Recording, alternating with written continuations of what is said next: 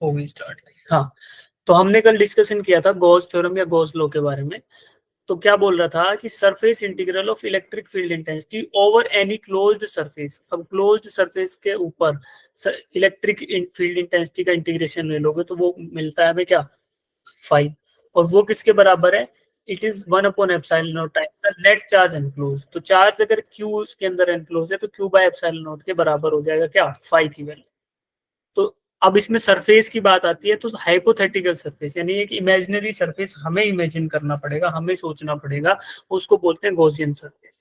तो Gaussian surface के through जितनी भी इलेक्ट्रिक फील्ड लाइन जा रही है, अगर आप उसको through out the surface integrate कर दो तो आपको मिलेगा electric flux through Gaussian surface.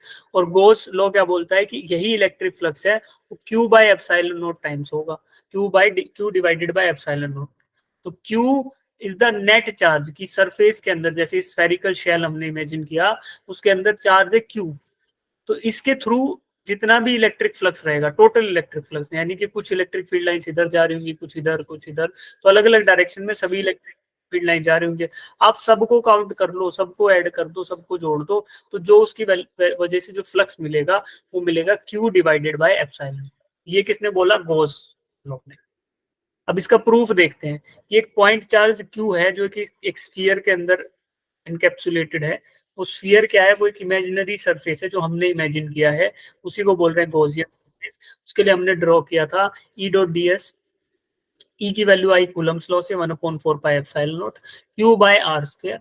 Q by are square क्यों, क्योंकि हमने बोला था कि फोर्स डिवाइडेड बाय फोर्स पर unit charge electric field intensity. तो यहाँ Q1 Q2 था, एक क्यू चला गया, खाली एक बचा है आर स्क्वायर, यानी इलेक्ट्रिक फील्ड का वैल्यू गॉस लॉ से आ गया। R cap is the direction of electric field intensity. तो बच्चों इधर देखो, ये वाली डायरेक्शन जो है ना, ये आउटवर्ड ऐसे, this is the r cap direction. फिर ds is the area vector. Area vector की डायरेक्शन वो भी सेम है, इधर ही एन कैप डायरेक्शन बोल दिया। तो आर कैप और एन कैप सेम डायरेक्शन में है, तो उनका डॉट प्रोडक्ट आके 1 बन गया। और बाकी क्या बचा, 1/4 pi epsilon q ds r square. तो सिंपल मल्टीप्लाई कर दिया, और जो वेक्टर्स थे यूनिट वेक्टर्स उनको डॉट प्रोडक्ट लिया तो वैल्यू 1 आ गई। ये हमने बताया था कल कि कैसे आती है। फिर डी फाई की वैल्यू तो आपको मिल गई ये वाली। अब आपको टोटल फ्लक्स निकालना है, तो आपको जाहिर सी बात है पूरे के पूरे सरफेस पे इंटीग्रेट करना पड़ेगा। इसी को बोलते हैं सरफेस इंटीग्रल, यानी कि पूरे के पूरे सरफेस पे इंटीग्रेट करना है। ठीक है, कोई नहीं, कर लेंगे सर। तो अगर अगर तो आपको ये रैंडम शेप होता तो फिर आपको 2 डायमेंशन 2D या 3D है तो 3 डायमेंशन में ट्रिपल इंटीग्रेशन करना पड़ता। बट हमें पता है, क्योंकि एक स्फीयर का एरिया, टोटल सरफेस एरिया मुझे पता है, वो होता है 4 पाई आर स्क्वायर। तो मैंने कुछ नहीं किया, इस इंटीग्रेशन के साइन को हटाया और टोटल एरिया जो था, यानी सरफेस एरिया का इंटीग्रेशन, यानी टोटल सरफेस एरिया ये वाला ds, उसकी वैल्यू 4 पाई आर स्क्वायर रख दी। और बाकी ई की वैल्यू तो थी ही, तो इनको दोनों को मल्टीप्लाई करके हमें मिला 4 पाई। 4 पाई से 4 पाई कट गया और आर स्क्वायर से आर स्क्वायर, तो क्या मिला, क्यू बाय एप्सिलॉन नॉट। तो hence our Gauss law is proved for a point charge. एक पॉइंट चार्ज के लिए हमने प्रूव कर लिया। अब देखो हमारा सारा खेल ऐसे ही चल रहा है। पहले हमने फोर्स निकाला पॉइंट चार्ज के लिए, फिर हमने इलेक्ट्रिक फील्ड इंटेंसिटी निकाली पॉइंट चार्ज के लिए, फिर हमने इलेक्ट्रिक पोटेंशियल निकाला पॉइंट चार्ज के लिए, गोज लॉ को प्रूव किया पॉइंट चार्ज के लिए। तो सीधी बात है, जैसे मैकेनिक्स में क्या करते थे, पॉइंट मास के लिए सब कुछ करते थे, तो यहाँ भी पॉइंट चार्ज के लिए ये कैलकुलेशंस करना सिंपल होता है और रूल्स को एस्टेब्लिश करना सिंपल होता है। दैट इज वाई हमने ऐसा किया। अब Q by epsilon not prove हो गया था, तो हमने बोला कि अब किसी रैंडम शेप के लिए भी कर लेते हैं सर। तो रैंडम शेप के लिए जब हम कर रहे थे तो हमने बोला कि अब हम बात करेंगे एंगल के टर्म्स में, यानी सॉलिड एंगल के टर्म्स में। तो सॉलिड एंगल के टर्म्स में कर लिया, तो हमें पता था कि सॉलिड एंगल का अगर आप सरफेस इंटीग्रल लेते हो तो टोटल वैल्यू जो आती है that is 4 pi steradians. 4 pi steradians उसकी आएगी सॉलिड एंगल की टोटल वैल्यू। तो सीधा लिख दो 4 पाई, और 4 पाई से 4 पाई कट गया तो क्यू बाय एप्सिलॉन नॉट। तो एक रैंडमली शेप ऑब्जेक्ट है, उसके अंदर पॉइंट चार्ज है, तो भी आपका प्रूव हो गया क्या, गॉस लॉ। तो आपको पता चल गया कि for a point charge it is evitable to say that कि q by epsilon naught is going to be total flux throughout that surface। तो ये आपने एस्टेब्लिश कर लिया, ये कल कर चुके थे हमने। फिर हमने बोला we also want to deduce, यानी we also want to derive Coulomb's law from Gauss theorem। अब Gauss theorem हमें पता है, हम Coulomb's law को डिराइव करना चाहते हैं। तो क्या किया था उसके लिए, देखो E dot d s is equal to Q by epsilon naught, ये तो हमें मिलता है Gauss theorem से। इसके बाद हमने क्या किया, हमने E की वैल्यू रख दी, देखो sorry E dot d S रखा क्यू बाय एप्सिलॉन नॉट, तो हमने E की वैल्यू कैलकुलेट करी यहाँ से, ई की वैल्यू कैलकुलेट करने के बाद हमें मिला क्यू अपॉन 4πε0r², ठीक है। लेकिन अब क्यू अपॉन ε0 हमें मिल गया, और अगर हम फोर्स निकालना चाहें एक टेस्ट चार्ज पे, तो हम क्या करेंगे, electric field intensity into q ये करेंगे, force is equal to q into E होता है, तो वो वैल्यू आप यहाँ रख दो, तो आपको मिल गया Coulomb's law, Q1 Q2 upon 4πε0r², तो यानी K Q1 Q2 bye r², यही है कूलम्स लॉ। तो आप you can also derive Coulomb's law from goes theorem या गोस लॉ। तो ये हो गया, ये कल तक हो चुका था, ठीक है। अब इसके बाद आपको 3 न्यूमेरिकल्स कराए थे छोटे छोटे, और अब बात करेंगे, यार ये हैंग हो गया लग रहा है, अब मेरा सिस्टम बड़ी दिक्कत कर रहा है। हाँ, अब बात करेंगे एप्लीकेशन ऑफ गोज लॉ की, कि गोज लॉ का एप्लीकेशन क्या हो सकता है। हमें पता चल गया कि किसी गॉसियन सरफेस के अंदर कोई चार्ज क्यू एनक्लोज्ड है, तो उस गॉसियन सरफेस के थ्रू जो टोटल इलेक्ट्रिक फ्लक्स होगा वो क्यू बाय एप्सिलॉन नॉट होगा, ठीक है। तो अब हम क्या कर सकते हैं, we can find out electric field intensity, किसी भी चार्ज डिस्ट्रीब्यूशन की वजह से हम इलेक्ट्रिक फील्ड इंटेंसिटी निकाल सकते हैं। तो जैसे हमने इलेक्ट्रिक पॉइंट चार्ज के लिए तो निकाल लिया था, बट एक लीनियरली डिस्ट्रीब्यूटेड चार्ज है, यानी कि बहुत थिन वायर के ऊपर एक चार्ज डिस्ट्रीब्यूटेड है। Now we want to find out electric field intensity due to an infinitely long straight charge wire. तो स्ट्रेट चार्ज वायर है, या फिर इसको बोलें कि 1D डिस्ट्रीब्यूशन ऑफ चार्ज है, यानी कि लीनियर डिस्ट्रीब्यूशन ऑफ चार्ज है, जिसको हम क्या बोलते थे, लैम्डा, है ना। तो अब ऐसा अगर है तो we want to find out electric field intensity. तो क्या करेंगे, सबसे पहले क्या करेंगे बच्चों, सबसे पहले गॉसियन सरफेस इमेजिन करेंगे, ऐसा सरफेस हर एक पॉइंट पे इलेक्ट्रिक फील्ड इंटेंसिटी क्या रहे, सेम रहे, ठीक है। तो इमेजिन कर लिया 2D, ये इनफाइनाइटली कंडक्टर था, तो क्या इमेजिन करोगे, इनफाइनाइट लॉन्ग सिलेंडर, है ना। तो अब देखो इसमें तीन तीन सरफेस होंगे, एक होगा ए, ये वाला तो इधर है इस सरफेस के ऊपर ए, और उसका डायरेक्शन है ds जो कि राइट साइड में पॉइंट कर रहा है। दूसरा होगा डी, लेफ्ट वाले सरफेस पे, जिसका लेफ्ट साइड में ds direction of the area vector point कर रहा है। और तीसरा क्या होगा, कर्व्ड सरफेस पे, कर्व्ड सरफेस एरिया पे c है जो पॉइंट कर रहा होगा आउटवर्ड में। अब देखो आप, I want to find out electric flux निकालना है, तो डायरेक्शन देखो यहाँ पे एरिया वेक्टर की और इलेक्ट्रिक फील्ड लाइंस की, इलेक्ट्रिक फील्ड वेक्टर की, यानी इलेक्ट्रिक फील्ड की डायरेक्शन यहाँ 90 डिग्री पे है, ए के केस में यहाँ भी 90 डिग्री है, और इधर क्या है, इधर एंगल क्या है, 0। अब मुझे टोटल इलेक्ट्रिक फ्लक्स निकालना है। From Gauss law I can say that phi is equal to E dot d s, E dot d s का integration over the complete surface, तो वो होना चाहिए q by epsilon not times, ठीक है।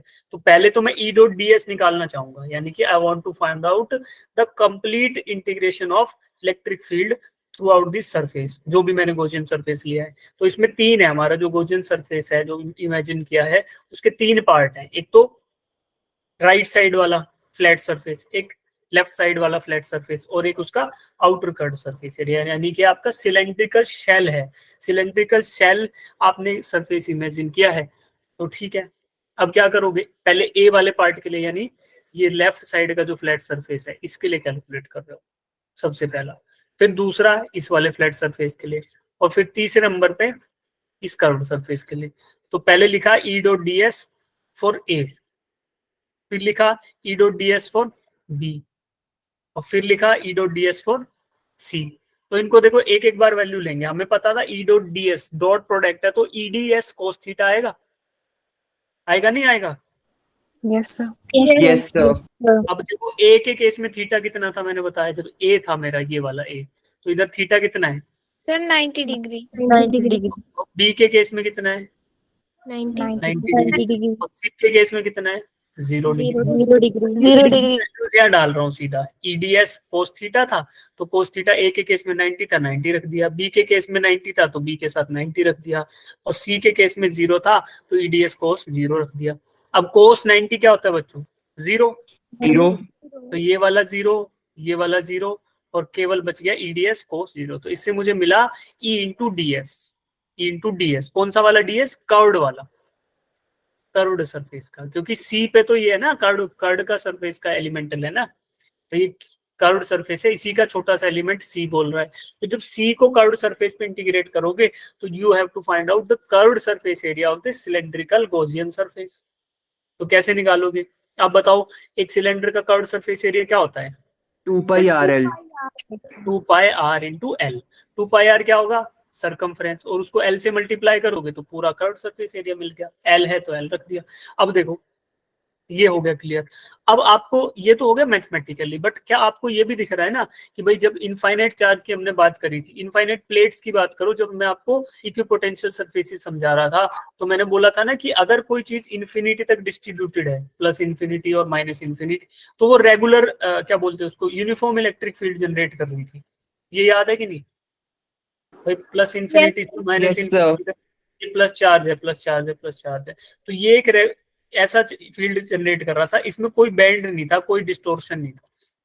ठीक है, तो अब आपको यहाँ भी कुछ वैसा सही फील्ड दिखेगा। मैं दिखाता हूँ आपको एक बार फिर से ड्रॉ करके कि जब ये लीनियर चार्ज है और वो इनफाइनाइट इन्फिनिटी तक है, ऐसा ये पॉजिटिव चार्ज है और प्लस इन्फिनिटी से माइनस इन्फिनिटी तक जा रहा है, इधर प्लस इन्फिनिटी और नेगेटिव में माइनस इन्फिनिटी।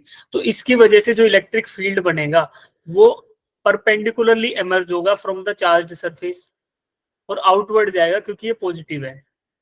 तो आपको ऐसा मिलने वाला है, कोई भी ऐसे नहीं जाएगा, ना इधर जाएगा, ना लेफ्ट में जाएगा, ना राइट में जाएगा। हर एक जो फील्ड जाना है वो या तो मतलब इससे बाहर जाने वाला है 3 डायमेंशन में, यानी 3D में हर एक डायरेक्शन में जाने वाला है और परपेंडिकुलरली एमर्ज होगा यहाँ से।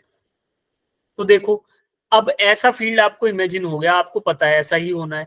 तो फिर देखना आप कि क्या ए और बी से कुछ इलेक्ट्रिक फील्ड लाइन निकलेंगे क्या? इधर से जब फील्ड पूरा ऐसे ही जा रहा है तो लेफ्ट और राइट सरफेस जो है इसका, ये इधर से फील्ड लाइन निकलने के चांस हैं? Yes, sir. कितने बच्चों को लगता है इधर से फील्ड लाइन ऐसे निकलेंगी, लेफ्ट या राइट में से?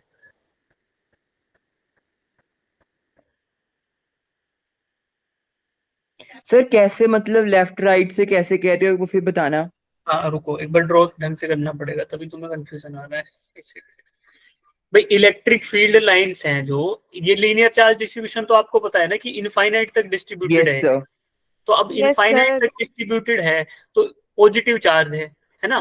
तो पॉजिटिव चार्ज से जो लाइनें निकलेंगी वो आउटवर्ड निकलेंगी इस चार्ज सरफेस से। ये तो बात सबको पता है कि भाई बाहर Yes, sir. निकलेंगे। तो देखो अब इसके अंदर ही तो था, जब हमने शुरू में आपको दिखाया था तो इसके अंदर भी तो ये ऐसे कंडक्टर है ना, चार्ज कंडक्टर, अंदर ये रॉड है इसमें, इसको हमने कवर किया है ऐसे देखने के लिए हमने बस ये। और ये जो ग्रीन सरफेस है ये इमेजिनरी है, ये रियल सरफेस नहीं है, ये हमने इमेजिन किया है। क्यों? क्योंकि गॉसियन सरफेस इमेजिन करना पड़ता है और वो उसका उसका केवल एक वो होना चाहिए assumption कि at every point on Gaussian surface यहाँ पे जो ई की वैल्यू है ना वो कांस्टेंट रहनी चाहिए। Yes, ठीक है, sir. ठीक है, बस इसके लिए आपने इमेजिन किया तो आपको पता था कि भाई ई कांस्टेंट चाहिए तो आर की वैल्यू कांस्टेंट होनी चाहिए, और आर कांस्टेंट तभी होगा जब आप एक सिलेंडर इमेजिन करोगे। ठीक है, अगर यही पॉइंट चार्ज होता तो उससे आर कांस्टेंट लेते तो स्फीयर बनता, बट क्योंकि ये लीनियर चार्ज डिस्ट्रीब्यूटेड है तो इस वजह से जो इलेक्ट्रिक फील्ड बनेगा उससे अगर कांस्टेंट दूरी आर चाहिए, देखो यहाँ पे आर है ना कांस्टेंट, तो उसके लिए आप you can only imagine a cylinder. ठीक है, होलो सिलेंडर। अब देखो, हाँ अब ये पॉजिटिव चार्ज है, अब इसकी वजह से इलेक्ट्रिक फील्ड ऐसे जा रहा होगा बाहर की साइड, जो कि निकल रहा है। देखो जो आपको दिख रहा है ना, ये इलेक्ट्रिक फील्ड यहाँ से बाहर निकल गया Yes, sir. डायरेक्शन में। तो ऐसा केवल अपवर्ड में नहीं होगा, ऐसा एवरी पॉसिबल डायरेक्शन में होगा, डाउनवर्ड भी, अपवर्ड भी। और इससे हर एक जो 3D में इमेजिन करोगे इसको तो 3 डायमेंशन में हर एक डायरेक्शन में जाएगा, बट लेफ्ट और राइट नहीं जाएगा। देखो क्यों मैं ये बोल रहा हूँ कि यहाँ से इलेक्ट्रिक फील्ड ऐसे लीक नहीं करेगा। क्यों नहीं करेगा? क्योंकि इधर तो इस पॉइंट वाला होगा ना भाई, बाहर वाले पॉइंट का भी तो होगा। तो ये एक दूसरे को रिपेल थोड़ी, मतलब इंटरसेक्ट तो कर ही सकते हैं, ऐसे जाएगा नहीं बाहर। क्यों? क्योंकि थ्रू आउट पॉजिटिव इन्फिनिटी से नेगेटिव इन्फिनिटी तक है, तो इसका खुद का इलेक्ट्रिक फील्ड ऐसे होएगा हर जगह पे, तो ये यूनिफॉर्म ही रहने वाला है। तो मैं ये बोल रहा हूँ इस वजह से लेफ्ट और राइट सरफेस से कोई इलेक्ट्रिक फील्ड नहीं निकलेगा ना, नहीं निकलेगी। नहीं निकलेगी। जब बैंड ही नहीं हो रही तो कुछ भी नहीं निकलेगा, अंदर ऐसे रहेगा परपेंडिकुलर। तो जितना भी इलेक्ट्रिक फील्ड एमर्ज होगा that will B from curved surface area, खाली इस वाले कर्व्ड सरफेस एरिया, क्योंकि कर्व्ड में से निकलेगा। तो दैट इज वाई ये आपको एक्चुअल में दिख भी रहा है, और बाकी फॉर्मूले से तो पता ही चल रहा है कि 90 डिग्री एंगल है तो 0 कंपोनेंट हो जाएगा उस डायरेक्शन में, यानी कि प्रोजेक्शन नहीं होगा। भाई सोचो, सारी बातें, सब कुछ एक दूसरे से जुड़ रहा है। Projection of one angle, one vector on another, तो इलेक्ट्रिक फील्ड डाउनवर्ड है तो, और ये इधर है तो इसका क्या परछाई, इस पे कुछ आएगी क्या? मान लो इधर से टॉर्च डाल रहे हो तो क्या इसकी परछाई इस पे गिरेगी? नहीं गिरेगी, कुछ भी नहीं गिरेगा। तो दैट मीन्स इसका कंपोनेंट ही नहीं होगा लेफ्ट या राइट डायरेक्शन में इलेक्ट्रिक फील्ड का। तो ये सारी बातें एक ही पॉइंट चीज को अलग अलग नजरिए से देखने का तरीका है, और मैथमेटिकली आपको डाउनवर्ड दिख रहा है। तो ये सारी वैल्यू आप कंबाइन करके लिखते हो तो that is nothing but E into ds, और ds कर्व्ड सरफेस एरिया होगा क्योंकि केवल कर्व्ड सरफेस से निकल रही है लाइनें, ठीक है। तो आपने बताया 2πrl होगा, तो मैं E इंटू 2πrl कर दूं तो वो मुझे क्या मिलेगा? 5। क्यों? क्योंकि हमने स्टार्ट किया था, गोस लॉ बोलता है phi is equal to q by epsilon naught, और यही वैल्यू होगी q बाय एप्सिलॉन नॉट के टाइम्स। अब हमें फाइंड आउट करना है q क्या होगा, क्योंकि लीनियर चार्ज डिस्ट्रीब्यूटेड है, तो लीनियरली डिस्ट्रीब्यूटेड चार्ज में q की वैल्यू क्या होती थी? Lambda into L.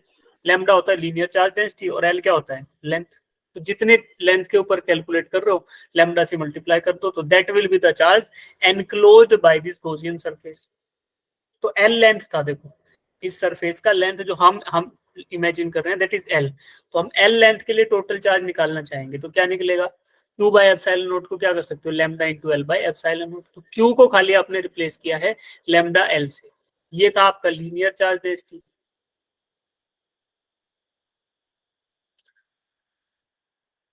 और एल क्या है? लेंथ ऑफ वायर या फिर element that lies with in our Gaussian surface.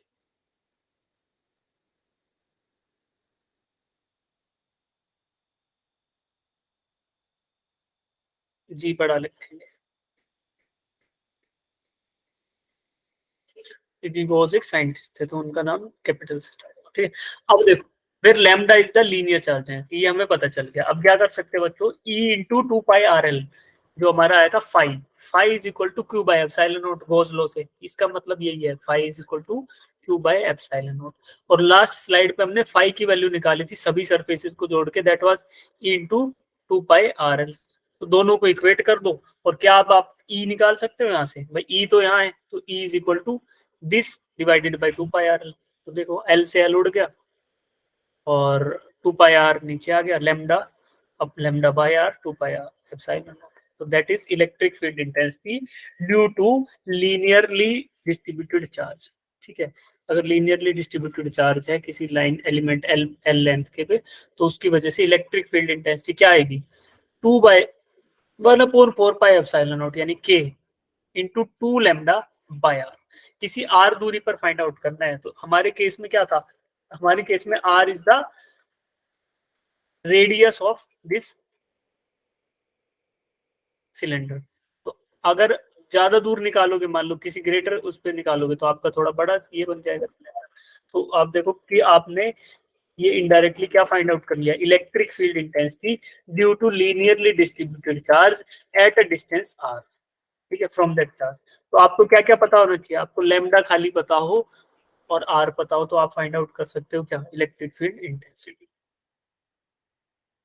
ठीक है ना। The direction of electric yes field sir is radially outward for positive charge and negative charge के लिए रेडियली इनवर्ड होगा। तो हमें पता है कि पॉजिटिव से रेडियली आउटवर्ड एमर्ज करती है तो बाहर की तरफ होगा, और नेगेटिव में इनवर्ड सिंक करती है तो इनवर्ड होगा, ठीक है। Electric field intensity is independent of size of Gaussian surface, तो ये सब कोई दिक्कत नहीं है। जो आप साइज इमेजिन करोगे वही वैल्यू आ जाएगी, तो उसका कोई पंगा नहीं है। तो ये पॉइंट तो इतना इंपॉर्टेंट है। तो अब 1/4 epsilon naught 2 lambda by r। Lambda क्या होता है? Linear charge density. Linear charge density का यूनिट बताएगा मुझे कोई? Coulomb sir coulomb per coulomb metre per metre. Per metre.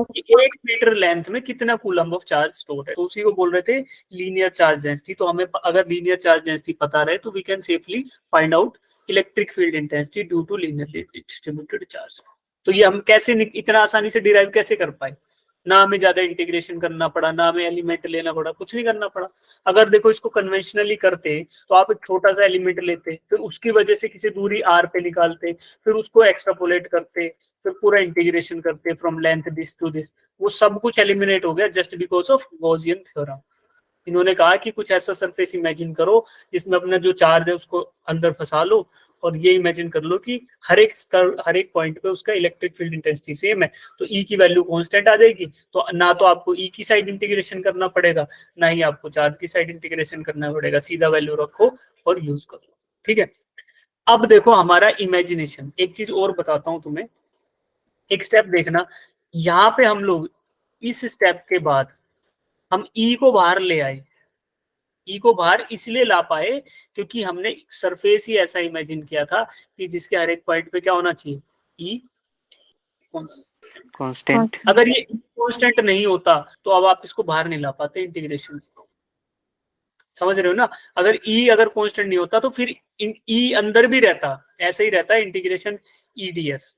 ठीक है, फिर आप फिर कुछ नहीं कर सकते थे, फिर आपको कुछ रिलेशनशिप निकालना पड़ता है कि कांस्टेंट नहीं है बट वेरी किस हिसाब से कर रहा है, then E has to be some function of r, तो कुछ फंक्शन होता है आर का, और डीएस तो ऑलरेडी फंक्शन ऑफ आर है, तो इन दोनों को कंबाइन करके कुछ फंक्शन बनता है, या तो सिंपल बनता है या कॉम्प्लेक्स फंक्शन बनता है, f of g of x ऐसा कुछ मिलता। फिर आप अलग अलग इंटीग्रेशन के नियम है उनके हिसाब से इसको करना पड़ता। बट गॉसियन ने इतना आसान कर दिया इसको कि हमने इमेजिन कर लिया कांस्टेंट ई वाला सरफेस, और उसके बाद वैल्यूज रखी गॉस थ्योरम के हिसाब से कि क्यू अपॉन एप्सिलॉन नॉट होगा। सिंपली हमें पता है कि curved surface area of the cylinder is nothing but 2 pi RL, उसके लिए भी हमें कुछ इंटीग्रेशन नहीं करना पड़ा। क्यों? क्योंकि रेपिटेडली हम उसको यूज करते हुए अब तक आ रहे हैं, सीधी वैल्यूज रखी हैं। Definitely we have arrived to a final conclusion कि electric field intensity at a distance r from a linearly distributed charge is equal to 1/4 pi epsilon naught into 2 lambda by r. So lambda is the linear charge density, r is the distance at which we want to find out electric field intensity, और 1/4 pi epsilon naught तो होता है k, और free space के लिए 9 × 10⁹9। ठीक है, अब अगर आपको दिया हो लीनियरली डिस्ट्रीब्यूटेड चार्ज या लैम्डा दे दिया हो, तो क्या आप r दूरी पे निकाल सकते हो इलेक्ट्रिक फील्ड इंटेंसिटी? Yes. भाई इस Yes, फॉर्मूला sir. निकल आएगा। अब इसमें क्या बचेगा, इस फॉर्मूला में सीधी वैल्यू रखना, हो गया काम। ठीक है, अब देखो एक तो हमें पता लीनियर का पता चल गया, अब नेक्स्ट स्टेप क्या हो सकता है, 2D। भाई 1D क्या होता है लीनियर, 2D में क्या होता है सरफेस चार्ज डेंसिटी होगी, तो सरफेस चार्ज पे क्या होगा, देखो sigma is the surface charge density. अब उसके लिए क्या कर सकते हो, for that you can imagine एक सिलेंडर इमेजिन कर लो, तो सिलेंडर के यहाँ से कुछ निकलेगा नहीं, सिर्फ इन सरफेसेस से निकलेगा। क्यों? क्योंकि आउटवर्ड इनफाइनाइट में मैंने बोला था ना कि यूनिफॉर्म इलेक्ट्रिक फील्ड बनता है, तो ये भी बैंड नहीं करेंगी तो इधर से निकल नहीं पाएंगी, केवल लेफ्ट या राइट से निकलेंगी लाइनें, केवल लेफ्ट या राइट से ये लाइनें निकलेंगी। तो देखो अब इसमें से इलेक्ट्रिक फील्ड इमर्ज कहां से होगा, या तो लेफ्ट से या राइट से। तो यहाँ पे दो ही केस बनेंगे, एक तो ए बी और सी। देखो सेम तरीके से तीनों सरफेस ड्रॉ किए, यहाँ पे थीटा कितना है, Sir, 0 degree. 0 डिग्री, थीटा कितना है 0 डिग्री। किस किस के 0 बीच में, डिग्री, ई और डीएस के बीच में, यानी एरिया वेक्टर के बीच में और इलेक्ट्रिक फील्ड इंटेंसिटी के बीच में। ठीक है, और यहाँ पे कितना है 90 degree. 90 डिग्री, तो जहाँ पे थीटा की वैल्यू 90 है वहाँ ईडीएस कोस थीटा की वैल्यू क्या होगी 0. 0। 0 जाहिर सी बात है फिर इधर से फ्लक्स नहीं निकलेगा, केवल निकलेगा लेफ्ट और राइट साइड से। तो सिंपली इसमें वैल्यू रखो, देखो क्या करेंगे, सेम वही स्टेप ईडीएस का इंटीग्रेशन। तो हमने 3 स्टेप लिख लिए, तो इसमें 2 वैल्यूज खाली नॉन जीरो होंगी और ये एक वैल्यू 0 हो जाएगी। देखो कोस थीटा वाली थी ये 0 हो गई और ये 2 बच गई नॉन जीरो, बट ये दोनों होगी इक्वल, तो इसलिए हमने 2 × E लिख लिया। और E कांस्टेंट इसलिए लिखा कि देखो हमने इसको ऐसा सरफेस लिया है जिसकी ये वाली दूरी और ये वाली दूरी दोनों बराबर है। ठीक है, दोनों बराबर है तो मतलब यहाँ पे इलेक्ट्रिक फील्ड इंटेंसिटी रहेगी कांस्टेंट, तो इधर जो रहेगी वो इधर रहेगी। तो हमने कांस्टेंट वैल्यू ली और उसको बाहर ले आए और 2 टाइम मल्टीप्लाई किया, तो यानी ds अब लिख लो 2 × ds। तो किसी भी एक एरिया का, या तो लेफ्ट वाले का ले लो या राइट का, हमें पता है कि सिलेंडर के दोनों ही फ्लैट सरफेसेस का एरिया बराबर होता है और उसकी वैल्यू क्या होती है पाई r स्क्वायर। R square. पाई r स्क्वायर।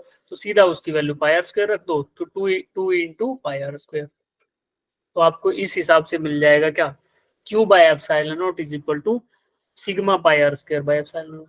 अब देखो क्यों हुआ ऐसा, कि एक एरिया है जी जिस पे चार्ज डिस्ट्रीब्यूटेड है, और इस एरिया की वैल्यू क्या है, पाई आर स्क्वायर, और इस पे चार्ज डिस्ट्रीब्यूटेड के हिसाब से लैम्डा कूलम्ब पर मीटर।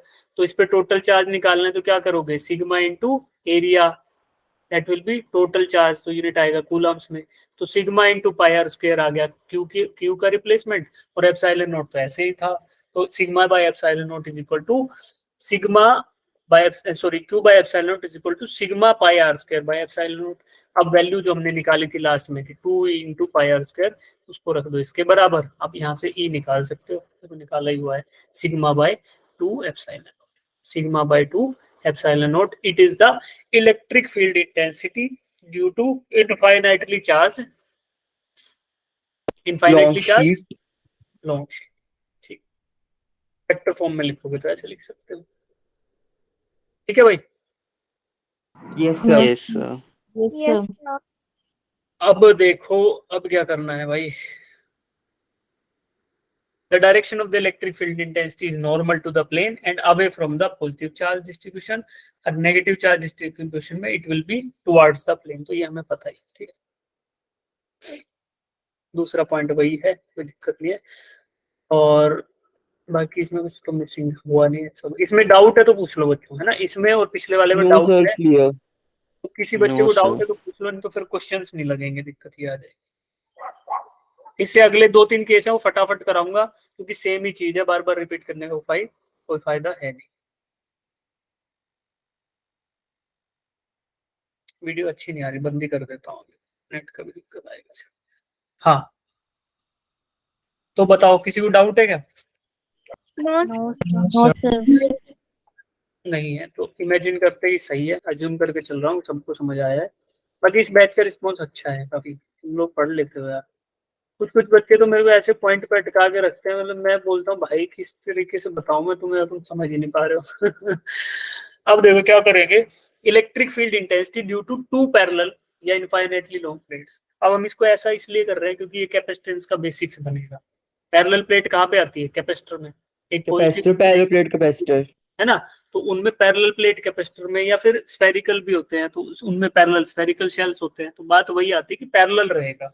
वहां भी पैरेलल का अजम्पशन हम लोग एज्यूम करके चलते हैं, वो भी बताऊंगा कि पैरेलल क्यों लेते हैं, जस्ट बिकॉज ऑफ सिंप्लिसिटी। अगर नॉन पैरेलल होंगी तो क्या कैपेसिटर नहीं बनेगा, बिल्कुल बनेगा, कैपेसिटर तो हर जगह अवेलेबल है। वो आपको इमेजिन कराऊंगा कि नेचर में देखो कितना ब्यूटीफुली हर जगह कैपेसिटर प्रेजेंट है। जब आप फील कर पाओगे ना, फिर आपको पता चलेगा कि कैपेसिटर जो एज अ डिवाइस हम पढ़ते हैं, पैरेलल प्लेट कैपेसिटर, हाँ, और स्फेरिकल शेल्स के बीच में जो पैरेलल शेल्स होते हैं, तो वो सारी चीजें हम लोग मैं आपको इमेजिन कराऊंगा, नेक्स्ट क्लास में स्टार्ट कर देंगे वो सारा, ठीक है। तो आप थोड़ा फटाफट इसको फिनिश करें तो आज गॉस लॉ फिनिश हो जाएगा, और फिर अगले से दूसरा यूनिट, और आपको एक बड़ा सा असाइनमेंट दे दूंगा इसके बाद। चलो अब देखो पैरेलल प्लेट है तो स्वाभाविक सी बात है 2 प्लेटें होंगी, एक पे चार्ज डिस्ट्रीब्यूशन सिग्मा 1 से रिप्रेजेंट है, यानी कि there is some surface charge density sigma 1, दूसरे पे है some surface charge density sigma 2। तो इन दोनों के बारे में हमें जो इंफॉर्मेशन है वो ये पता है। उसके बाद अब पॉजिटिव चार्ज है तो there will always be electric field outward from the plate. तो देखो ये इसकी वजह से E1 है, E1 लेफ्ट वाली प्लेट की वजह से है, क्यों, क्योंकि सिग्मा 1 है तो सब में नोटेशन 1 लेके चलेंगे। इधर इलेक्ट्रिक फील्ड गया लेफ्ट का, ब्लू कलर का, फिर E1 का लेफ्ट इधर भी गया, राइट में भी गया, लेफ्ट में भी गया। सिमिलरली E2 ये गया, तो इलेक्ट्रिक फील्ड आपको दिख रहा है, राइट। अब इसमें 3 रीजन्स बनेंगे, 3 अलग अलग रीजन 1, रीजन 2, रीजन 3। तो देखो क्या होगा, रीजन 1 का तो हमें पता है कि रीजन 1 में इलेक्ट्रिक फील्ड क्या होगा, रीजन 2 में भी, तो 2 में हमें फाइंड आउट करना है, और 3 में हमें पता है क्या होगा। तो देखो रीजन 1 जो है उसमें तो दोनों ही एक डायरेक्शन में है, भाई E1 भी इधर जा रहा है लेफ्ट में और E2 भी जा रहा है, तो simply they will add together, because vector sum भी अगर करेंगे और उनके बीच का एंगल थीटा 0 है तो they will just simply add together. तो मैग्नीट्यूड वाइज दोनों को ऐड कर दो। और हमें पता था एक पैरेलल प्लेट की वजह से E की वैल्यू क्या आई थी बच्चों, sigma by 2 epsilon. Epsilon naught. तो जब E1 निकालोगे तो एप्सिलॉन 1, और E2 निकालोगे तो सिग्मा 2 बाय 2 एप्सिलॉन नॉट। दोनों को ऐड करोगे तो simply sigma 1 plus sigma 2 2 epsilon not. तो ये क्या आएगा, नेट इलेक्ट्रिक फील्ड ई, जो कि रीजन 1 में हमें ये लिख रहा है। रीजन 2 में क्या होगा, जो वैल्यू बड़ी होगी, ठीक है, बड़ी, यहाँ पे केस 1 है यानी सिग्मा 1 बड़ा है, तो इसका मतलब इलेक्ट्रिक फील्ड इंटेंसिटी भी ज्यादा होगी। सिग्मा 1 बड़ा मतलब चार्ज इज मोर डेंसर, देखो दिख भी रहा है बहुत सारे पॉजिटिव चार्ज है, इधर कम कम है। तो जब डेंसिटी ज्यादा है तो इलेक्ट्रिक फील्ड भी स्ट्रॉन्गर होगा, तो E1 बड़ा होगा और E2 छोटा होगा। तो क्या करेंगे, E1 में से बड़े में से छोटा माइनस कर दो, यानी sigma 1 minus sigma 2 2 epsilon naught. और थर्ड रीजन में सिंपली फिर ऐड होंगे, तो आपको फिर से ऐड होते हुए नजर आएंगे। ठीक है, तो ये हमें मिल गया electric field intensity in case of parallel plate. अब देखो एक पॉजिटिव चार्ज एक नेगेटिव चार्ज है, तो क्या होगा, तो भी सिंपल एडिशन सब्ट्रैक्शन का फॉर्मूला चलेगा, क्योंकि ये इनफाइनाइटली लॉन्ग है। इनफाइनाइटली लॉन्ग में यहाँ बैंड होने का तो कोई चांस ही नहीं है, और वेक्टर्स या तो पैरेलल होंगे या फिर एंटी पैरेलल होंगे। तो एंटी पैरेलल होंगे तो सब्ट्रैक्ट हो जाएंगे, और पैरेलल होंगे तो ऐड हो जाएंगे, बस इतना ही चलेगा। तो देखो यहाँ भी आप रिजल्ट्स देख लो, फाइनली क्या होगा, 3 रीजन बनेंगे, तीनों रीजन में आपको सिमिलर फॉर्मूला से वैल्यू मिल जाएगी। ठीक है, Yes, Yes, sir. sir. Yes sir. ये कैपेसिटर में आएंगे सारे फॉर्मूले काम। अब देखना थर्ड केस हो गया ये कि एक पॉजिटिव एक नेगेटिव, तो ये वही चीजें चल रही है, इसमें भी रीजन अलग अलग बनेंगे। और ठीक है, अब चलो थिन स्फेरिकल शेल, पहले देखा पॉइंट चार्ज के लिए, फिर देखा पैरेलल एक लीनियर चार्ज डिस्ट्रीब्यूशन के लिए, फिर देखा एक प्लेट के लिए, फिर देखा पैरेलल प्लेट के 3 अलग अलग केसेस, और अब देखते हैं शेल, स्फेरिकल शेल में क्या होगा। At a point P outside the shell, एक पॉइंट P है आउटसाइड द शेल, तो एक आपको होलो शेल दिख रहा है, इसके बाहर पॉइंट P है। अब आपको इस पॉइंट P पर निकालना है इलेक्ट्रिक फील्ड इंटेंसिटी। तो यहाँ पे क्या करेंगे, गॉसियन सरफेस हम मान लें कि एक थिन शेल ही बनेगा, स्फीयर से कांस्टेंट दूरी पे दूसरा स्फीयर ही हो सकता है, तो स्फेरिकल शेल ही यहाँ पे गॉसियन सरफेस बनने वाला है। तो बेस्ड अपॉन दैट डेटा हम लोग एक छोटा सा उसका एलिमेंट लेते हैं, और उसमें से इलेक्ट्रिक फील्ड को नोटिस करते हैं कि कैसे जा रहा है इलेक्ट्रिक फील्ड, तो ये दिखा। ठीक है, ds is the elemental area, तो दोनों का डायरेक्शन सेम है, तो from Gauss law we can safely write कि E dot ds is equal to q by epsilon not, तो फॉर्मूला ही लिख दिया। उसके बाद हमने लिखा E dot ds for this particular element, तो क्या लिख सकते हैं, E बाहर निकाल लिया, क्योंकि E क्या रहेगा, कांस्टेंट, क्योंकि हमने r दूरी ले रखी है, तो दूरी r है पॉइंट चार्ज से, तो उस पर्टिकुलर पे क्या रहेगा, क्या रहेगा भाई, E कांस्टेंट रहेगा, तो Q E बाहर आ जाएगा, और एरिया फिर बचेगा, this is the area, surface area. उसको इंटीग्रेट करोगे तो एक स्फीयर का surface area 4 pi r square होता है, वैल्यू रखो सीधा, तो आपको इलेक्ट्रिक फील्ड इंटेंसिटी मिलेगी Q by 4 pi epsilon naught r square. तो इसमें कुछ भी नहीं है, जिस सीधा फॉर्मूला रखो, बस केवल और केवल एक इंपॉर्टेंट स्टेप है, that is assumption of Gaussian surface, कि कौन से चार्ज डिस्ट्रीब्यूशन के लिए आप क्या गॉसियन सरफेस इमेजिन करोगे। और नीट के प्रोस्पेक्टिव से तो वो भी इतना इंपॉर्टेंट नहीं है, आप 2-3 तरीके की डिस्ट्रीब्यूशन है, याद हो जाएंगे, एक दो बार क्वेश्चन करोगे तो आपको पता ही रहेगा। पॉइंट चार्ज के लिए स्फेरिकल आएगा, अगर एक इनफाइनाइटली डिस्ट्रीब्यूटेड चार्ज है तो उसके लिए प्लेट आएगी, पैरेलल प्लेट, अगर एक लीनियर डिस्ट्रीब्यूटेड है तो उसके लिए एक होलो सिलेंडर आएगा। तो ये सारी चीजें आपको सीधा है। स्फीयर इमेजिन किया था 4 pi r square is the curved surface area of the sphere, value रखो, मिल गया आपको क्या, electric field intensity at point P which is outside a uniformly charge hollow sphere. ठीक है, अब यहाँ से एक कंक्लूजन ये निकलेगा कि जो स्फीयर है ना, ये सेम बिहेव कर रहा है just as if it was a point charge. देखो k/r बाय आर स्क्वायर यही आया था ना पॉइंट चार्ज के लिए, Yes, sir. Electric sir. Field intensity for point charge क्या आया था बच्चों, k/r by r r square. Square. Force क्या था, k/2 बाय r था ना यार, कोज लो है ये तो, यस सर। r square. तो अब इसमें एक charge q by f by q करते हो तो क्या हो जाता है, e आ जाता है, तो e is k/r by r square. तो यहाँ भी k/r बाय r स्क्वायर ही तो है, ये तो k है, k/r बाय r स्क्वायर। तो इसका मतलब क्या हुआ कि एक यूनिफॉर्म होलोस्फीयर है, यूनिफॉर्मली चार्ज होलोस्फीयर है, वो ऐसा बिहेव कर रहा है as if the total charge is concentrated at its centre. अगर यहाँ पे पॉइंट चार्ज होता, ये पूरा का पूरा जो डिस्ट्रीब्यूटेड चार्ज है ना इस पे बाहर स्फीयर पे, वो Yes, सारा का sir. सारा हटा के इसके सेंटर पे रख दो, तो भी उसकी वजह से इलेक्ट्रिक फील्ड इंटेंसिटी यही आएगी पॉइंट P पे। तो इसका मतलब ये हुआ कि अगर स्फीयर है और उससे उसके बाहर आउटर कोई पॉइंट है, जैसे पॉइंट पी, ये येलो कलर, ये ब्लू कलर का जो स्फीयर है, इस ब्लू कलर के स्फीयर के बाहर एक पॉइंट पी है। इस पॉइंट पी पे जो इलेक्ट्रिक फील्ड इंटेंसिटी की वैल्यू आ रही है वो सेम आई है as if this blue colour का डिस्ट्रीब्यूटेड चार्ज प्रेजेंट होता पॉइंट ओ पे, पॉइंट ओ पे सिचुएटेड होता तो भी उसकी वजह से यही आता। ठीक है, तो this is the electric field intensity. तो आपको पता चला कि जो पॉइंट चार्ज के लिए फॉर्मूला था वही फॉर्मूला होलोस्फीयर के लिए आएगा। तो याद रख लोगे ये बात, तो आपको इस होलोस्फीयर का भी याद नहीं रखना आउटर पॉइंट पे, सीधा आपको पता है पॉइंट चार्ज का के क्यू स्क्वायर, के क्यू बाय आर स्क्वायर होता है, तो वही वैल्यू रख दो। अब क्यू क्या होगा, क्योंकि ये कि सरफेस चार्ज डिस्ट्रीब्यूशन है, तो क्यू की value will be sigma into pi r, 4 pi r square, sigma into 4 pi r square, उसकी वैल्यू रख दो sigma into 4 pi r square. तो 4 पाई और आर स्क्वायर उड़ जाएंगे, क्या बचेगा, sigma r square by epsilon naught r square.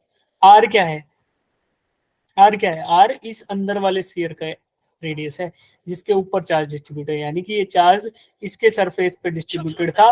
Now you have to find out the surface area of this inward, तो आपको इनवर्ड सेल, तो क्या करेंगे, सीधा आर की वैल्यू वो रहेगी एरिया के टर्म्स में, और ये आर था जिस दूरी पे आप कैलकुलेट करना चाहते हो पॉइंट टी। तो ये हो गए due to spherical shell at an external point. इसमें डाउट है पूछो? No sir, clear. No, sir. No, sir. ठीक है, अब ऐसा पॉइंट जो इस स्फीयर के ऊपर सिचुएटेड है, जिस स्फेरिकल शेल के ऊपर चार्ज डिस्ट्रीब्यूटेड है, उसी पे पॉइंट पी है, तो क्या होगा, तो देखो सेम स्टेप है, कुछ अलग नहीं है। यहाँ पे क्या किया, यहाँ तक तो सेम आए, E into q by epsilon not, E into d s की value same 4 pi r square, यहाँ वैल्यू रख दी थी, ये भी आ गया समझ। अब क्या कर रहे हो, चार्ज की वैल्यू, ये भी सेम स्टेप है, लेकिन इधर जो वैल्यू रखी, ये वाली वैल्यू जब इस फॉर्मूला में रखी, तो ये ऊपर जो नीचे छोटा आर आ रहा था ना उस केस में, तो इधर जो वो दूरी है वो भी आर है और दोनों आर है, तो सेम क्या हुआ, आपने ऊपर रखा sigma into 4 pi r square, और नीचे तो आपका था ही 4 pi epsilon naught r square, तो इधर बहुत कुछ कट गया, या आर स्क्वायर भी कट गया, 4 पाई से 4 पाई कट गया, तो सिग्मा बाय एप्सिलॉन नॉट आ गया खाली, E is equal to sigma by epsilon. Derivation wise कुछ भी फर्क नहीं है, यहाँ पे अगर पॉइंट पी आर दूरी पे था उस केस में, तो ये जो छोटा आर था ये दोनों डिफरेंट थे, बट यहाँ पे पॉइंट इधर जो ये दूरी है ये भी आर है और सेल का भी रेडियस आर है, तो जब इसमें वैल्यू क्यू की वैल्यू सरफेस चार्ज डिस्ट्रीब्यूशन के हिसाब से रखोगे कि total charge is equal to surface charge density into the area of the surface, तो जब ये वैल्यू यहाँ रखोगे इस फॉर्मूला में इधर से, तो जो कट के वैल्यू आएगी that is sigma by epsilon, बस इधर और कोई फर्क नहीं। ठीक है बच्चों? Yes, sir. Yes, sir. Yes Yes, sir. sir. ठीक है। अब यहाँ से एक कंक्लूजन और निकल रहा है कि आपका यूनिफॉर्मली चार्ज स्फीयर होगा तो उसकी वजह से जो इलेक्ट्रिक फील्ड इंटेंसिटी रहेगी वो मैक्सिमम रहेगी in the case when the point P is situated on the sphere spherical shell. क्यों? क्योंकि सिग्मा बाय एप्सिलॉन नॉट है, और पिछले केस में देखना क्या आया था, अगर कोई पॉइंट बाहर लाई कर रहा है तो उस केस में देखना क्या आएगा, याद है, sigma by epsilon naught into r square by are square. तो इसमें मुझे बताओ कि कैपिटल आर की वैल्यू ज्यादा है कि स्मॉल आर की वैल्यू ज्यादा है? The small r की। क्योंकि स्मॉल आर दूरी है पॉइंट पी की, और पॉइंट पी इससे बाहर लाई कर रहा है, तो ये स्मॉल आर की वैल्यू ज्यादा है, तो डिनोमिनेटर हो गया क्या, बड़ा, और न्यूमरेटर हो गया छोटा, तो ओवरऑल ये सिग्मा बाय एप्सिलॉन नॉट से तो छोटी वैल्यू ही रहेगी, Yes, है ना? sir. तो नेक्स्ट केस में जब पॉइंट पी स्फीयर पे था तो उस केस में सिग्मा बाय एप्सिलॉन नॉट आ रहा है, तो अगर इसको आप वन से छोटी वैल्यू से मल्टीप्लाई करोगे तो जाहिर सी बात है ई की वैल्यू बढ़ जाएगी। तो जब ये पॉइंट ई इस शेल पे सिचुएटेड है तो उस केस में this is the maximum value of electric field intensity. ठीक है, अब बढ़ते हैं, एक पॉइंट और ले लेते हैं, वो पॉइंट कहाँ हो सकता है, it can only be inside the shell. भाई बाहर देख लिया, शेल पे देख लिया, पॉइंट बी लिया शेल के ऊपर, तो शेल के ऊपर पॉइंट लेंगे तो क्या होगा, देखो अब इस रेडियस को आर डैश बोल दिया मैंने, स्फीयर का रेडियस आर है और जो कोजियन सरफेस लिया उसका आर डैश है। ठीक है, सेम प्रोसेस, इलो D S Q by epsilon सब कर दिया, वैल्यू डाल दी, सब हो गया, is equal to Q by epsilon था। अब देखो Q enclosed within the Gaussian surface कितना है, Zero. गॉसियन सरफेस कितना चार्ज है? जीरो। जीरो। जीरो क्यों है? देखो, क्योंकि भाई सारा का सारा चार्ज तो ब्लू वाले स्फीयर पे सिचुएटेड है, बट हमारा गॉसियन सरफेस तो इनसाइड है, अंदर है। Yes sir. तो इसके अंदर तो कुछ भी चार्ज नहीं है इधर, तो उसकी वैल्यू क्या रखेंगे? जीरो रख देंगे। तो इससे हमें क्या मिलेगा? Electric field intensity is equal to zero. Zero. Zero. The property is equal to zero inside a cavity is used for electrostatic shielding। ये बताऊंगा तुम्हें थोड़ा आराम से। तो अब आपको ये समझ आया ना कि वैल्यूज डालने के बाद वैल्यू जीरो आ रही, तो ऐसा क्यों हो रहा है? क्योंकि Yes, sir. Yes, sir. Situated. Yes. अब ये वाली लाइन का कोई मुझे मतलब बताएगा? ये थोड़ा प्रैक्टिकल सी लाइन है, आपने देखा भी होगा, ये नीचे जो लाइन है।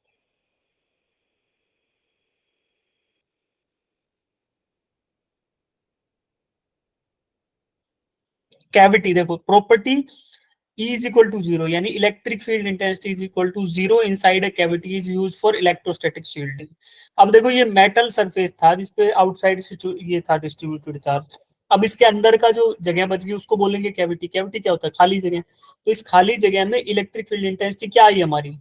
जीरो। भाई एट एनी पॉइंट बी हम लोग कैलकुलेट कर रहे हैं, बी यहाँ होता तो हम उसके हिसाब से गॉसियन सरफेस लेते, उसमें भी चार्ज जीरो आता, तो इलेक्ट्रिक फील्ड इंटेंसिटी भी जीरो आती। तो आप ये सोचो कि ये अंदर कोई भी पॉइंट, किसी भी पॉइंट पे लोगे तो हर पॉइंट पे इलेक्ट्रिक फील्ड इंटेंसिटी जीरो। तो कैविटी के अंदर इलेक्ट्रिक फील्ड इंटेंसिटी जीरो होती है, इसको बोलते हैं इलेक्ट्रोस्टैटिक शील्डिंग। क्या आपने टीवी का डिश का तार देखा है, इंटरनेट का तार देखा है तोड़ के अंदर से? Yes, sir. तो डिश का तार सबने देखा होगा, जो ऊपर से छतरी में से आता है, उसमें क्या आपने ऐसा देखा है? बाहर होती है प्लास्टिक की शीट जो उसको एनवायरमेंटल प्रोटेक्शन देती है, उसके जस्ट अंदर एक मेटेलिक शीट होती है, पतली सी एल्यूमिनियम फॉइल जैसी। Yes, sir. यस ये Yes, sir. फैराडेज केज कहते हैं जिसे। क्या क्या बोलते हैं? सर जो अंपायर हम देखते हैं कि एक रीजनल इंस्ट्रूमेंट होता है जो किसी हॉलो कंडक्टिविटी में, उसको हम फैराडेज केज कहते हैं ना।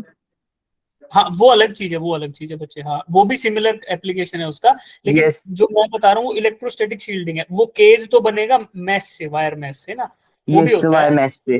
लेकिन उससे बाहर एक और भी होता है, पतला सा फॉइल होती है। देखो डिस्क की डोरी अगर आपने देखी होगी जिन बच्चों ने, मैं दिखाता हूँ क्या होता है। एक तो होता है आउटर शेल, ऐसा जो प्लास्टिक का होगा, ठीक है। उसके जस्ट अंदर वो पतली सी होती है, बिल्कुल एल्यूमिनियम फॉइल जैसी, ठीक है। वो सर आपको जिसके जो दिखेगी। सिग्नल्स आते हैं। अ, हाँ देखो बताता हूँ यार, मैं थोड़ा गलत बता रहा था शायद, एक सेकंड रुको, मैं खुद ही भूल गया। इसके अंदर एक पतला सा प्लास्टिक का वो निकला होता है, और उसके अंदर एक कॉपर की वायर होती है एट द एंड, ठीक है। और जो शील्डिंग लगी होती है वो इसके ऊपर लगी होती है, इधर जो प्लास्टिक वाला है। एक सेकंड, कलर बदलते हैं। हाँ, जो ये प्लास्टिक वाला है ना, इसके ऊपर यहाँ लगी होती है शील्डिंग, हल्की सी पतली सी कोटिंग, वो मेटेलिक होती है। मतलब आप ये ना सोचना कि कुछ अलग है, तो मेटेलिक कोटिंग और इसके अंदर प्लास्टिक, तो कैविटी बन जाती है। और कैविटी के अंदर ये सिग्नल वायर होता है। तो सिग्नल वायर में कोई भी बाहर से डिस्टोर्शन ना आए, यानी बाहर से कोई सिग्नल आ रहा है वो अंदर नहीं जा सकता, यानी बाहर से कोई इलेक्ट्रिक फील्ड आ रहा है वो इस शील्डिंग पे टकराएगा और अंदर नहीं जाएगा। अंदर क्या है? अंदर हमारा सिग्नल है, जिससे हमारा टीवी चल रहा है, जिससे हमारा कुछ भी ब्रॉडकास्ट हो रहा है, वो चैनल आ रहा है। और इसके बाद जो केज आप बोल रहे हैं ना, वो होता है बाहर वाले मैश, आपस में ऐसे एंटेंगल्ड यस होते हैं, सर। वो केज होता है। तो सबसे बाहर हो गया एनवायरमेंटल प्रोटेक्शन, उसके बाद ये केज, उसके बाद ये शील्डिंग, और उसके बाद ये प्लास्टिक जो जो उसको इंटेक्ट रखता है, और सबसे अंदर हमारा सिग्नल का वायर। तो क्योंकि हमने ऐसा, ये वाली प्रॉपर्टी हमने देखी कि एक होलो शेल है, उसके अंदर इलेक्ट्रिक फील्ड क्या रहेगा? जीरो। और इलेक्ट्रिक फील्ड जीरो रहेगा तो हमारा डिस्टोर्शन, जो हमारा सिग्नल है, उसमें कुछ भी बाहर से डिस्टर्बेंस नहीं आएगा, है ना।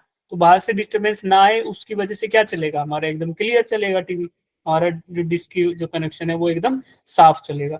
और कुछ बच्चे, तुम तो नए बच्चे हो, जो पुराने लोग होंगे अपने मम्मी पापा से पूछना, या फिर तुम्हारे बड़े भैया से पूछना कि पहले डिस्क का तार जो एंटीना से आता था वो ऐसा होता था हमारे टाइम में, एक सर डोरी इधर। आजकल नहीं होता है, तो बहुत ही पुराने जमाने में होता था, 90s में, 80s 90s में। में, हाँ 90s में, तो मैं उसी टाइम का बच्चा हूँ ना। मैं उसी Yes, टाइम का sir. बच्चा था। तो यहाँ पे ऐसा होता था, दोनों साइड वायर होती थी, और बीच में खाली प्लास्टिक का एक फ्लैट सा वो होता था बस। ये बिल्कुल प्लास्टिक का पतला सा वो होता था, क्या बोलते हैं, सपोर्ट का सिस्टम। और दोनों एज पे वायर लगी होती थी ऐसे ऐसे, वो फ्लैट वायर होती थी, बिल्कुल टेप नहीं होती, जैसे टेप जैसा होता था, और उसको लपेट Yes, सकते sir. हो। टेप के जैसे। sir. तो उस केस में क्या होता था, एंटीना पे जब लगाते थे तो टीवी में क्या आता था, ऐसे तिरमिरे आते, तो उस केस में शील्डिंग नहीं होती थी, तो बाहर से कोई भी सिग्नल आएगा तो वो हो जाता था। बट उस टाइम पे अच्छी बात क्या थी, बाहर से डिस्टरबेंस करने वाले सिग्नल भी इतने नहीं होते थे। अभी तो हमारे पास इतने सिग्नल है, फोन के, ब्रॉडबैंड के, ये वो सब, तो पूरा हमारा वायरलेस जो बैंड है वो पूरा भरा हुआ है, तो बाहर इतना इलेक्ट्रिक फील्ड है, तो आपको शील्डिंग करना अनिवार्य है ना। तो that is the application of this particular thing.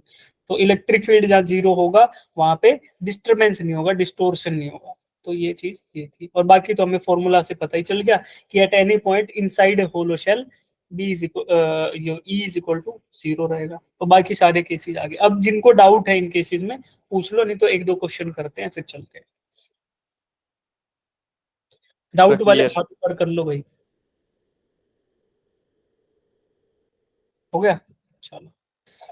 Yes, sir. Graph भी बताऊं क्या, ये तो दिख ही रहा है यार, ये तो बताया था तो ना पहले मैंने। क्वेश्चन करा दो फिर ग्राफ बता देना। नहीं दिख ही रहा है यार, ये कुछ नहीं है, इनवर्स स्क्वायर वेरिएशन है ये, आर आर स्क्वायर के हिसाब से वेरी करता है, ये बताया था ना। पैराबोलिक। हाँ पैराबोलिक, बस उसके अलावा कुछ नहीं। सर रहने ये दो, करा ग्राफ दिया था बता तुमने, ये भी दीजिए। कर। क्या ग्राफ क्या?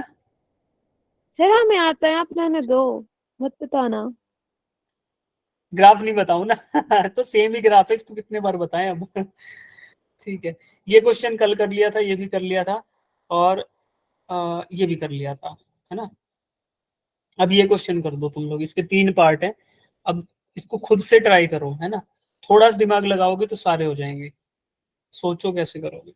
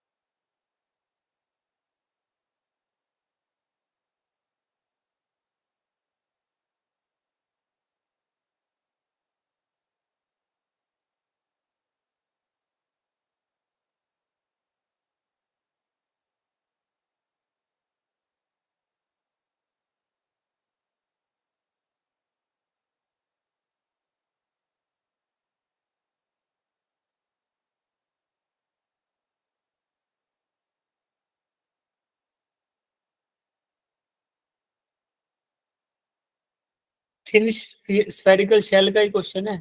पॉइंट बी अब एक केस में बाहर है, ए और सी दोनों अंदर है। देखो देखो क्या हो सकता है। Uniformly charge thin sphere of total charge Q, radius r, a point charge q is also situated at the center of the sphere. Find out the following: force on charge q, q पे कितना force लगेगा, electric field intensity eight a, electric field intensity eight b।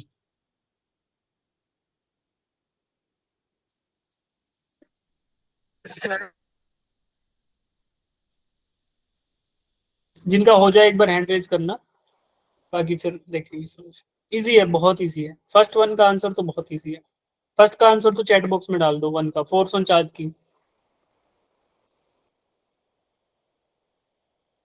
किसी charge पे force कितना होता है, q into ई, electric field intensity. तो आप पहले पॉइंट सी पर इलेक्ट्रिक फील्ड इंटेंसिटी निकाल लो, तो force is equal to q into E होता है बच्चों। तो अगर आपको ई पता चल जाए you can find out force. Sir ये तो जीरो ही होता है सेंट्रल। 0.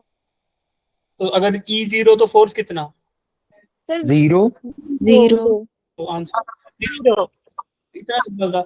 अब देखो electric field intensity at A, electric field intensity at B, A पे निकालो बी पे निकालो।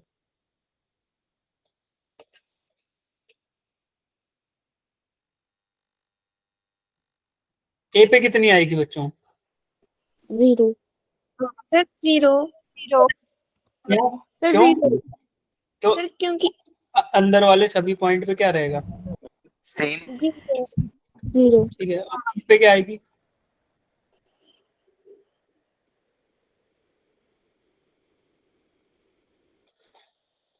याद करो कि अगर स्फीयर पे चार्ज डिस्ट्रीब्यूटेड है तो that charge can be assumed to be situated at the centre of the spherical shell.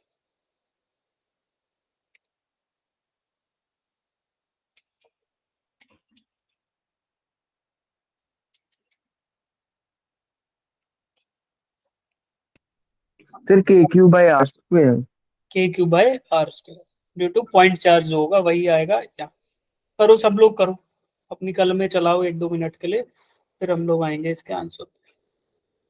जो सफिशिएंट रिक्वायर्ड हिंट थे तो मिल ही गए आपको, जस्ट अभी ताजा ताजा डेरिवेशन देखा है हमने। करो सब लोग। कुछ फॉर्मूला रिक्वायर्ड हो तो बता देना, लिख दूंगा। अगर किसी को कोई फॉर्मूला चाहिए तो बताना, मैं लिख दूंगा डिस्क्रीन।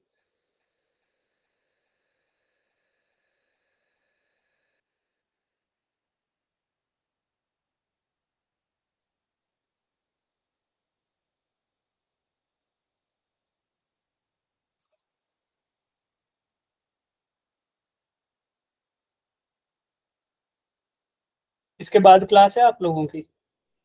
Yes, sir. Yes, sir. मेरा Yes, बायो sir. की। Fine. ठीक है।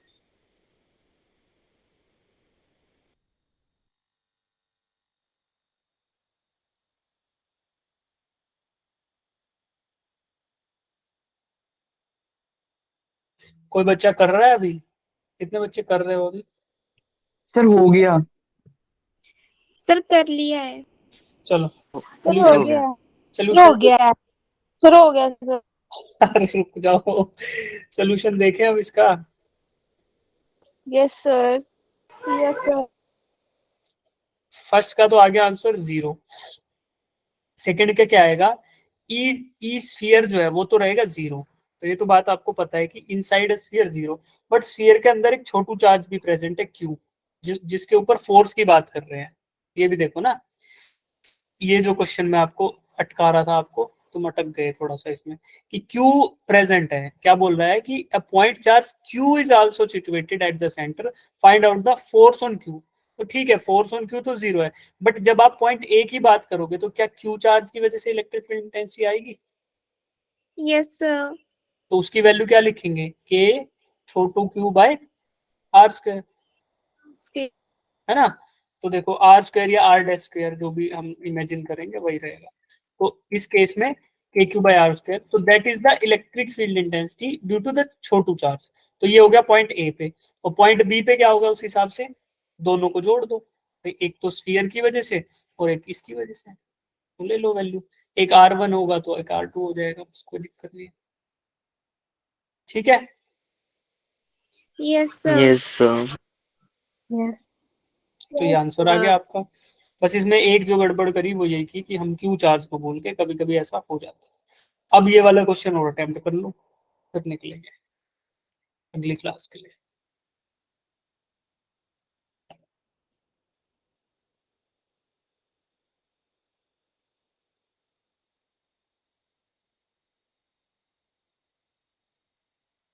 कंडक्टिंग शीट है ये, है ना? कंडक्टिंग शीट में क्या हो सकता है?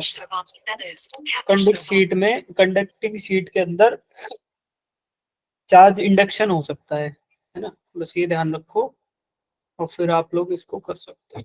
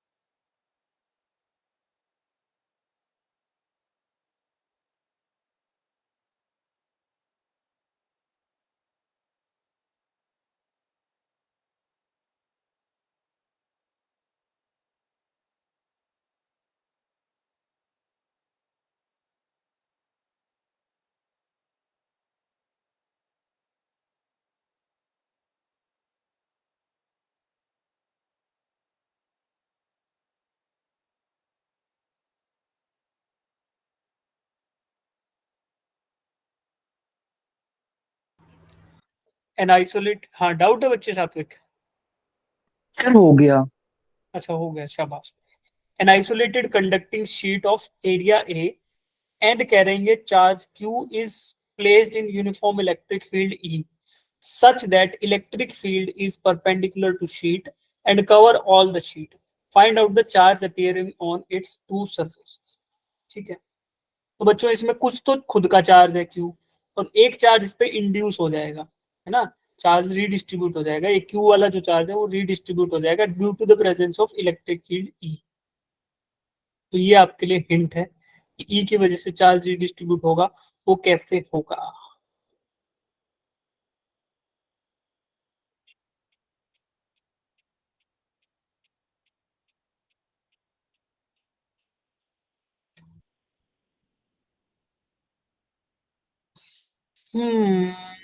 शीट के लिए याद करो, शीट का फॉर्मूला आज डिराइव किया था ना बच्चों, तो शीट के लिए इलेक्ट्रिक फील्ड इंटेंसिटी की वैल्यू क्या आ रही थी, क्या आ रही थी बच्चों, Q by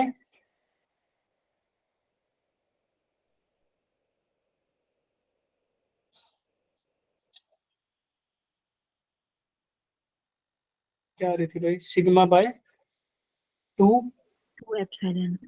two epsilon. Sigma by 2 epsilon था ना, तो वो फॉर्मूले से देखो कैसे होगा। ये देखो, अरे सॉल्यूशन ही आ गया, क्लिक कर, सिग्मा बाय 2 एप्सिलॉन। सिग्मा क्या होता है, Q बाय एरिया, है ना। तो अगर मैं Q सिग्मा को रिप्लेस करूं तो total charge divided by 2a into epsilon naught, ये हो जाएगा। इलेक्ट्रिक फील्ड में जब कोई शीट होती है तो उस पे क्या वो होता है, electric field intensity, electric field intensity at due to at a point, क्या बोलते हैं, किसी दूरी पर electric field intensity due to uniform charge distribution, ये आया था। उसकी वजह से देखो क्या होगा, चार्ज डिस्ट्रीब्यूशन आपको पता चल जाएगा। देखो ये शीट थी, इसका कुछ चार्ज इधर आ गया, तो दूसरी साइड क्या बचेगा, Q माइनस एक्स। अरे भाई कितने कॉल आ रहे हैं, तो इसकी वजह से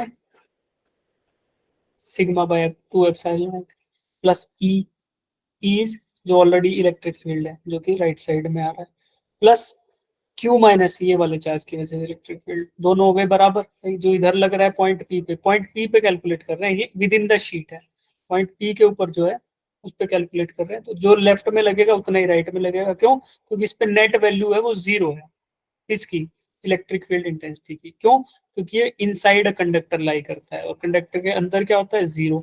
तो आप वैल्यूज निकाल लो बस चार्जेस की वजह से। एक साइड आपने इमेजिन किया कि x चार्ज आया, दूसरे साइड क्या होगा x thick Q minus x, इनकी वजह से जो भी इलेक्ट्रिक फील्ड की वैल्यू है, जो हमने आज फॉर्मूला निकाला था सिग्मा बाय एप्सिलॉन 2 एप्सिलॉन की वजह से, तो ये वैल्यूज रखो, इक्वेट कर दो, तो इक्वेट करने से आपको x मिल जाएगा जो Q/2 क्या है, और वैल्यूज फाइनल। किसी ने डाउट पूछा इसमें,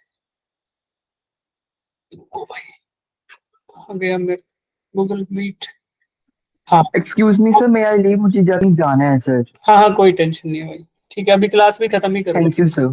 तो जिनको ये है वो समझ आ गया वो लोग,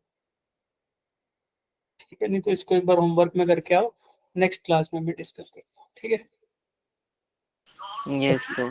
सॉल्यूशन आपको पता ही चल गया। एक बार देखो इसका सॉल्यूशन आप ध्यान से देखना, बट मैं एक बार ये बता देता हूँ आपको एक्चुअल में देखना कहाँ पे है ना, आपको जाके चीज देखनी कहाँ पे है वो बता देता हूँ कि वो फॉर्मूला कहाँ से आएगा और समझना कहाँ से है, प्रीकर्सर टू दैट क्वेश्चन वो बता देता हूँ। चलिए यार, ऐसे तो बहुत टाइम लग जाएगा।